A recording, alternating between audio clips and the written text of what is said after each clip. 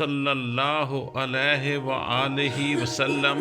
بسم اللہ الرحمن الرحیم۔ ناظرین اکرام، آج ہم ایک ایسے مبارک عمل کا ذکر کر رہے ہیں جو روح زمین پر سب سے زیادہ پڑھے جانے والا درود ہے۔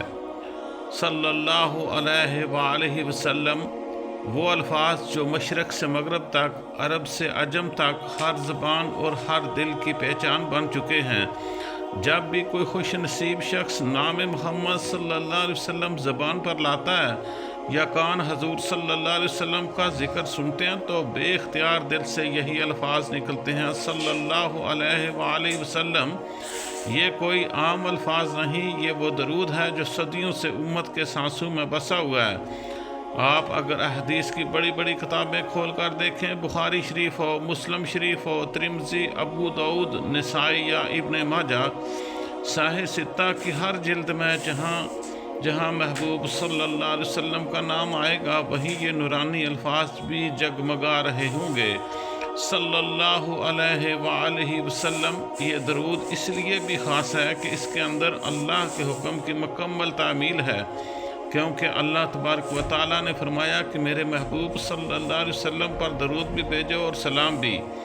یہ مبارک کلمات صلی اللہ علیہ وآلہ وسلم درود بھی ہیں، سلام بھی، اور حضور صلی اللہ علیہ وسلم کی آل پاک پر درود بھی شامل ہے۔ نبی کریم صلی اللہ تعالیٰ علیہ وآلہ وسلم نے فرمایا کہ جب مجھ پر درود بھیجو تو میری آل پر بھی درود بھیجا کرو۔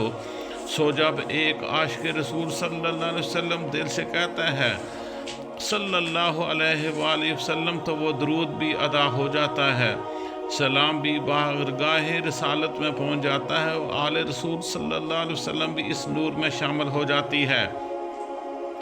یہی وجہ ہے میرے بھائیو، یہ درود صلی اللہ علیہ وسلم عاشقان رسول صلی اللہ علیہ وسلم کا محبوب ترین درود ہے۔